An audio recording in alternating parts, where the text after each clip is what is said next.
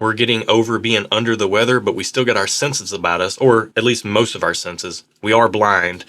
We don't know what we're drinking. So you're going to get a really honest opinion on this review. Let's go.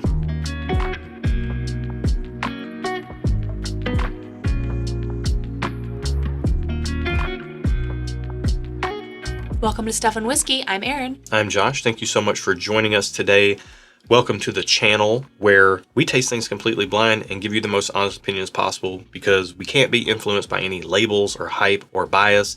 And we're not even a review channel. I'm a whiskey enthusiast, just standard whiskey enthusiast, probably just like you watching this. Erin's a social sipper, and our reactions to these blind pours serve as your review. So if you like that sort of thing, think about subscribing to the channel. It'll just get more content like this. And we do these single samples every Monday, and we do head-to-heads every Thursday. So if you haven't checked those out, make sure you do.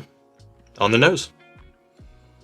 I'm not getting a whole lot off of this one, are you? I'm not either. It's pretty faint. Yeah, it's kind of like corn. Like... Oh, yeah, I see there. Alcohol and corn? Alcohol corn water? Sounds like bourbon. Smells like bourbon. It kind of smells like very light, faint bourbon. There's a pretty good alcohol edge to this. Yeah. And the thing I'm getting, this kind of reminding me of, is if somebody were sitting near you with like a vanilla caramel latte situation. Okay. So you're just ever so slightly getting the smell of that sweetness, but it's a table over and it's really faint. You're not in a coffee shop. You're just kind of getting like these thin wisps of caramel and vanilla.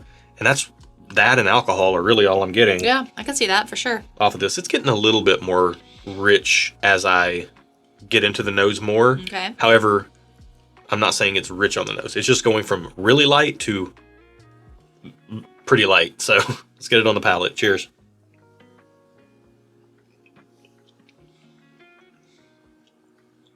It kind of tastes like Red Hots a little bit. I don't know how I feel about that. Like sugary, sweet, maybe cinnamony. Yeah, it does have that sugary sweetness to it. I see your cinnamon. I don't think I would have gone there. Yeah. At first, but now that it's sitting, I'm kind of getting it on the finish a little bit. It's a little bit like Big Red Gum. Yeah, but I think but not quite so sugary. Yes, it's not quite as sugary. It's more like Red Hot. Like it's more cinnamon. Yeah, you did say Red Hots. I did. Yeah, I heard you say it. I heard you, and then I forgot. Typical man. Let's take a second sip and move on from that comment. Yeah, it got a little more corn husky the second sip. And that's what I got the first sip, which is why I never got to the Red Hots thing, because I was getting a little bit of like corn grain funk on this. I get that in the second sip. This is interesting. I have some thoughts about it. I don't know if you're ready for rankings. I mean, if you're ready, you can go ahead. Okay, I am going to go just okay. Like it's all those flavors, Red Hots, corn husks are not anything that I really want when I'm drinking whiskey. Some people do. So it's not bad. It's just not for me. So I'm going to go just okay.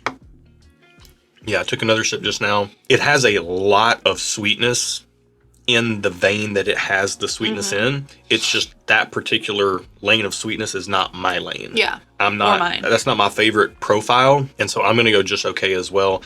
It has a decent concentration of flavor. The finish does kind of stick around. Unfortunately for me right now, it's not bad. It's not like a hard pass. There's nothing that's crazy off-putting. It's just not to my flavor profile. Yeah. You know, sometimes when you're wanting, I don't know. There's just food I don't like. And there's certain drinks I don't like. And this flavor profile, I just don't like. So It's fair. it's not bad, though. We're going to find out how much this costs and see if that changes how we feel. Okay. This is number 96 in our pool. Okay. And we're going to see. I mean, I think something like this feels like it might be craft. I would not be surprised if it were, with the concentration of flavor, 75, maybe even $100. But I would really be happy paying $50 for this. Okay, so this is $70.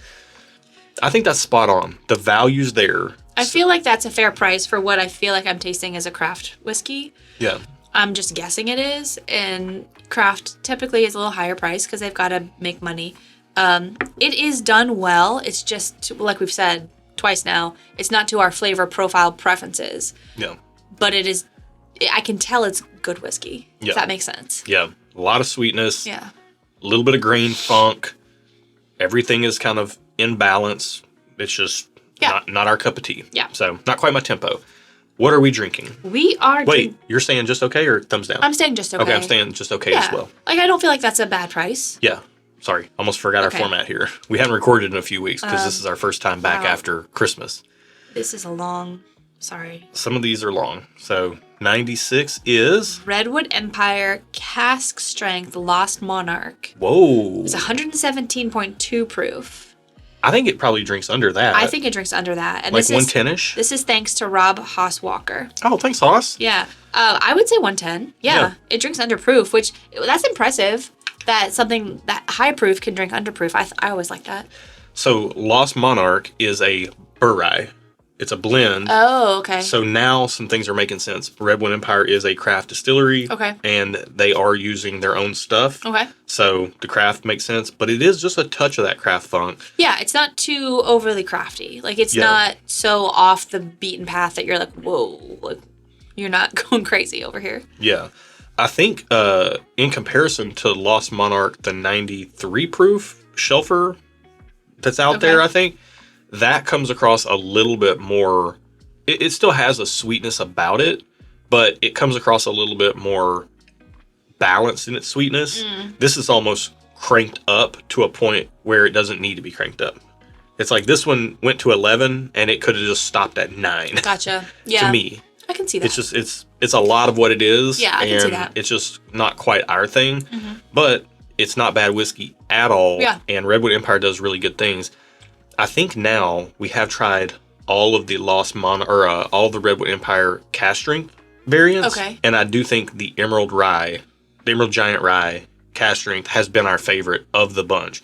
But I would be curious to know from you, which one is your favorite down below. Leave that in the comments between the Emerald Giant, the Lost Monarch, and whatever the bourbon is called. I'm completely blanking on right now. And I knew it when I started calling the list, and I thought I would come around to it, and I would get there. Start a sentence. And I let you down. Yeah. I'm sorry. Hoping you'll find it along the way. Yeah. You know what it is. Or I'll put it on the screen or something. Anyways, if you like this content, again, think about subscribing to the channel. If you're looking for a good community full of good people who like good whiskey, including Haas, they gave us this sample, and I think ended up giving us a bottle of this. Oh, that's or nice. A different Grizzly Beast. That's what the bourbon is called. You knew I wasn't going to let it go. Anyways, if you're going to get plugged into our online community, check that out on Patreon. That's where we release our barrel picks as well.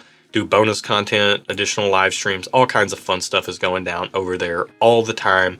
And you can check out shirts like this at stuffandwhiskey.com, as well as glassware. All kinds of other stuff is over there. Absolutely. Check it out. Yeah.